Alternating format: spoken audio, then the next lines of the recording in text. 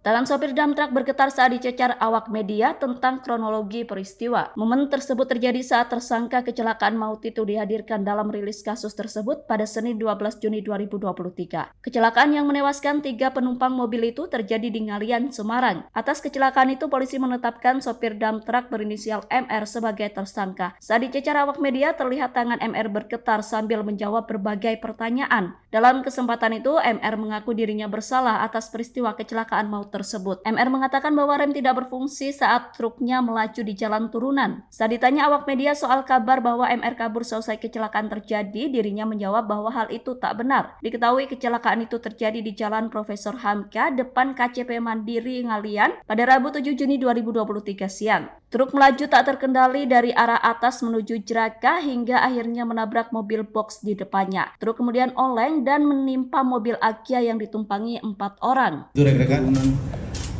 dekat di itu Pak, ke atas pom bensin dikit tidak berfungsi dengan baik di situ. Nah, turunan terakhir itu gimana? Di mana mungkin bisa disampaikan, kemudian upaya kamu seperti apa? Sebelum turunan itu sudah tidak berfungsi ya? Masih berfungsi. Tidak berfungsi di mana? Sampai sekitar Menjelang TKP berapa meter? Atas pom bensin, atas sedikit pom bensin Pak. Mas, itu kan di medsos disebutkan dengan kabur setelah kejadian yang benar seperti apa, Mas? Saya tidak tahu Pak. Saya sadar di rumah sakit Pak.